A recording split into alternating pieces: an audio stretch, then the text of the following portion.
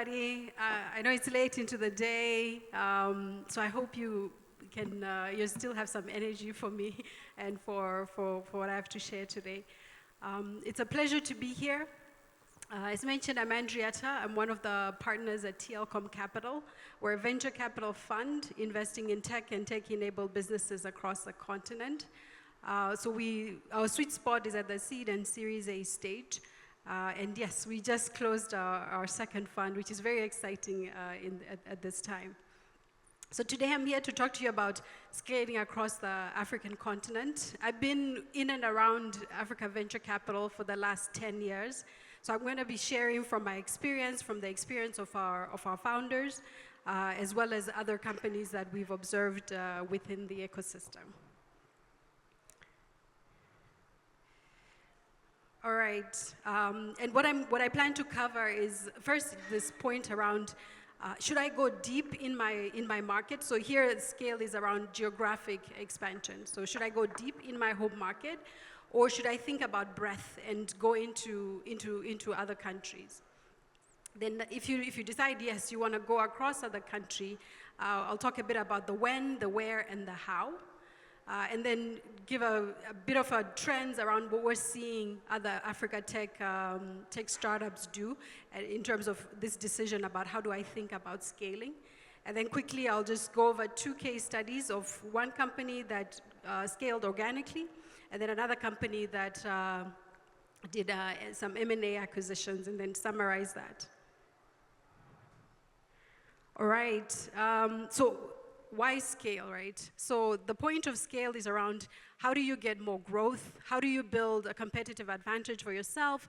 How do you get economies of scale? How do you think about risk management, which is something that's kind of at the fore of many startups? If you think about last year, the macroeconomics, some of the political, trying to manage some of the political risk. And then also there's a point around thinking about positioning, right? Because some investors are very keen on seeing when you're now exiting, or even just people who are looking to acquire a company, or when you IPO, they want to see that you've gone into another market, that your model has scaled into another market. Whereas some people are more thinking, well, can you go deep in your home market and really understand your market? So the question here is around there are advantages of either going deep in a market or going wide into multiple other markets, right? And it's pretty nuanced, so it really depends on what the company is seeking to achieve. So the advantages of depth, and I know in South Africa, you guys have a lot of companies that have gone deep in South Africa, so the advantage is that you get a deep understanding of your market, deep understanding of the relationships, you get entrenched stickiness, so even if other parties try to come into your market, it's hard for them to be able to get in and win.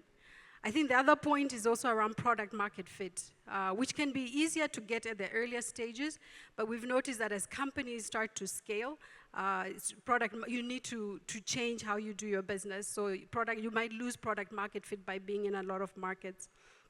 And then there's a point around your management, because when you're expanding outside of your home market, your management team, they need to focus on that. So there's management attention that's required. So those are kind of the advantage. So if you remain in one market, you'll get your management to focus. Now, in terms of breadth, why would you want to go wide? So there's the point of revenue diversification, right? Because if you go into a new market, you're acquiring new customers. Whereas if you stay in your in your home market, you need to come up with additional products to get revenue from the same customers. So it's actually a way for you to be able to grow and expand significantly. There's risk management, and then market entrenchment, and then just better positioning. So in the end, it's pretty nuanced. So each business needs to think for itself what makes sense for us. So a good example of this is Paystack and Flutterwave. Paystack stayed in Nigeria for a long time. And they developed a reputation for having a really high quality product, whereas Flutterwave went into multiple markets. They got licenses, they grew quite significantly in terms of breadth. So none of it is wrong, none of it is right. It's really about what is it that the company wants to achieve.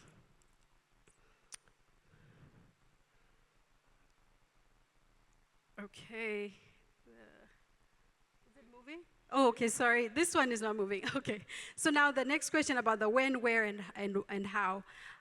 So in terms of the when is around, the best time to expand is when you found product market fit in your home country, right? Don't expand outside of your home country before you found product market fit, because the place where you'll have the most advantage is in your home market. So if you don't have that understood, then you don't have the permission to go into another market, because otherwise you lose your home advantage.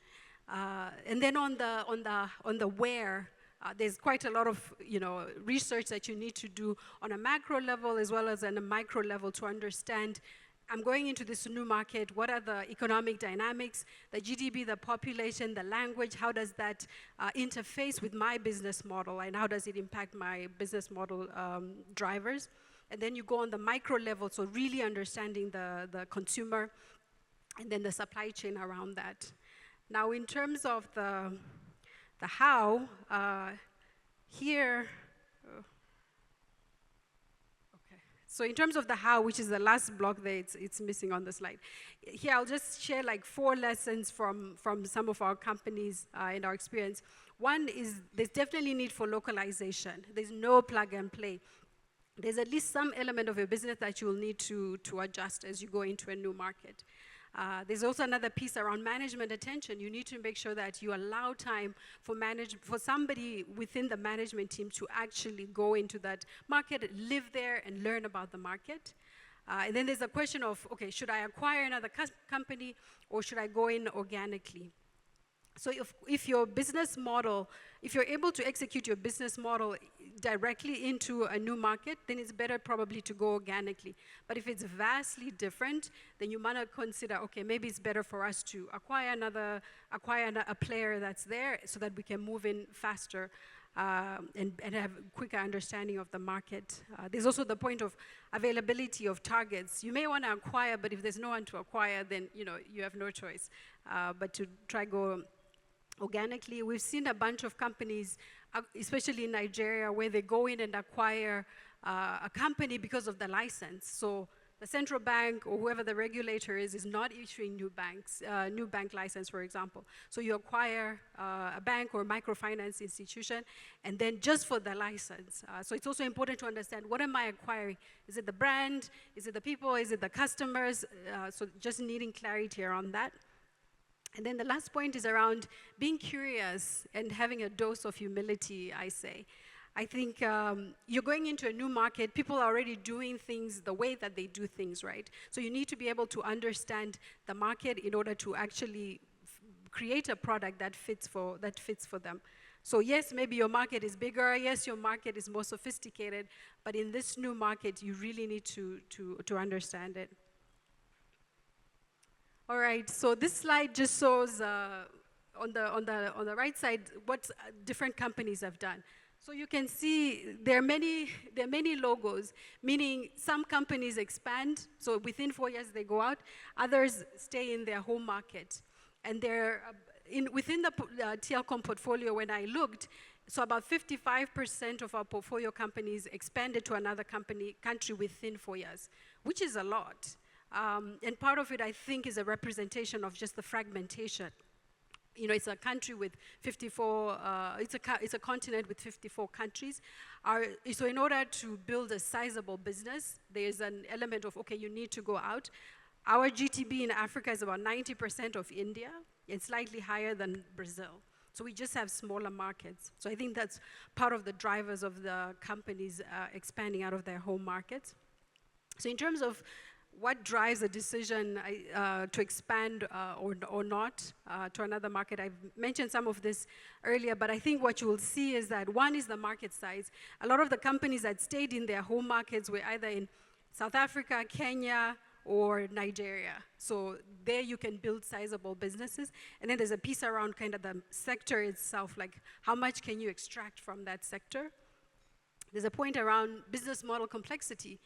There's some companies like Twiga, for example, where there's a significant supply chain and operational piece to their business that you need to build that in your home market, and that takes time. as well as diversification on a macro side. Mostly, I think, has driven many companies to go outside of their home markets, and then the capital that's available to do that.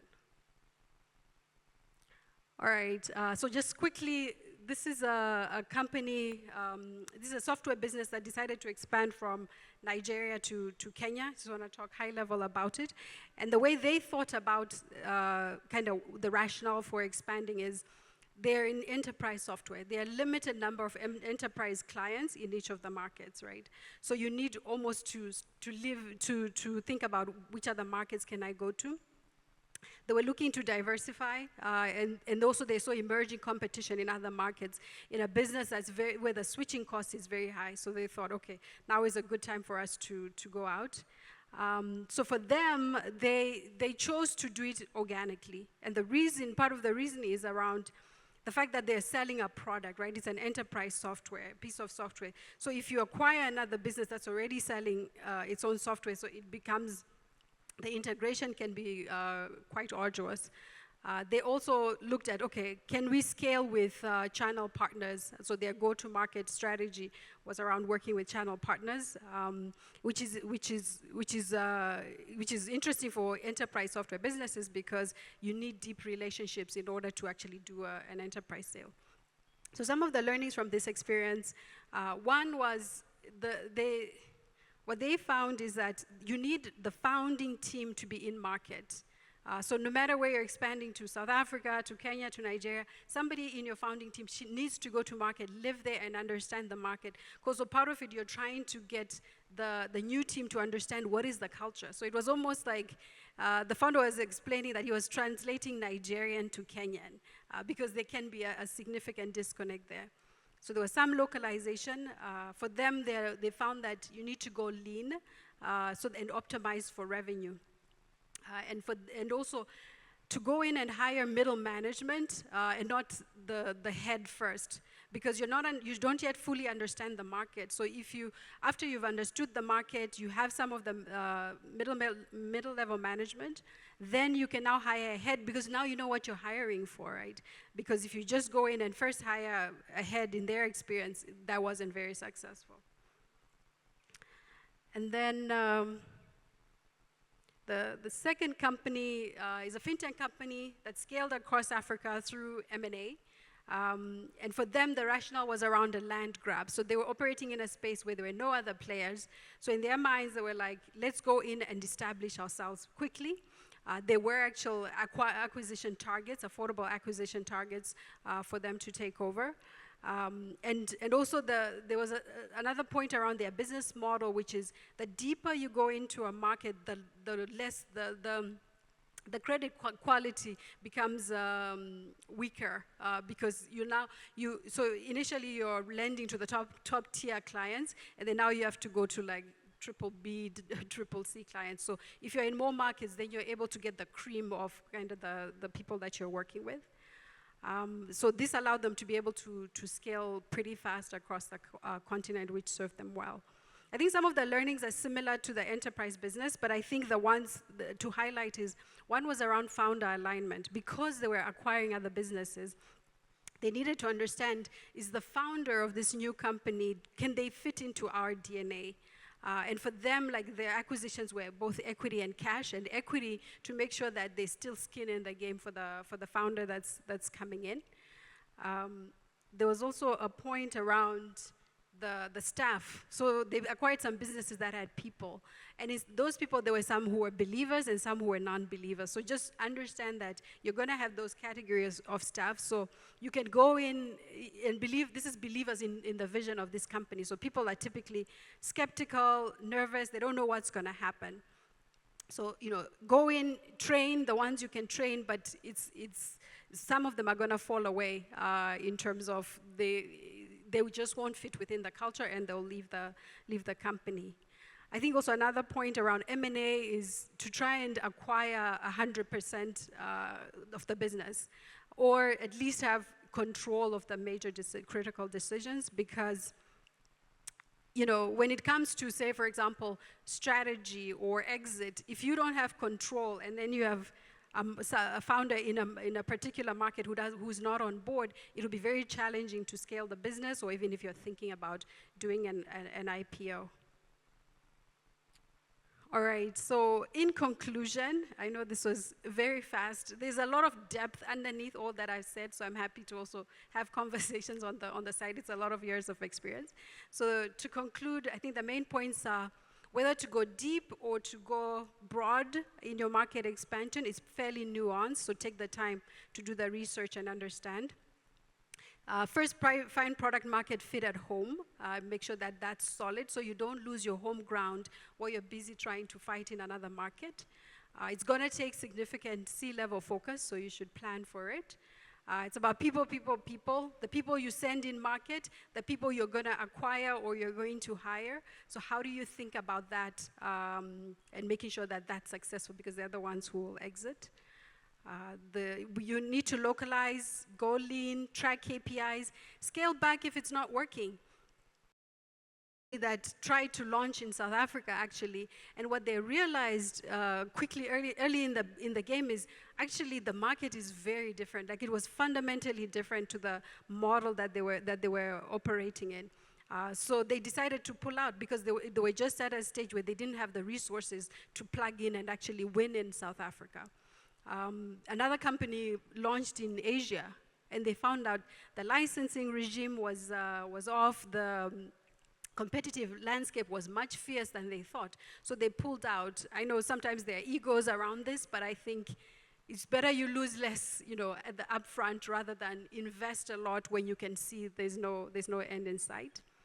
I think generally business models that are if you can execute in another market, applying your existing model, that's quote unquote easier, rather than if you now need to come up with a new business model. So that's something to factor in.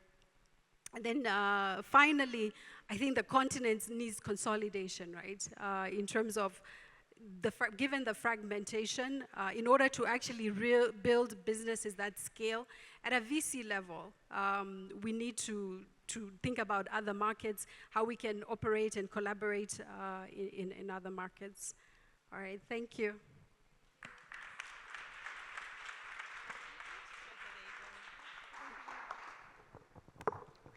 Thank you so much for that, Henrietta. That was very, very insightful.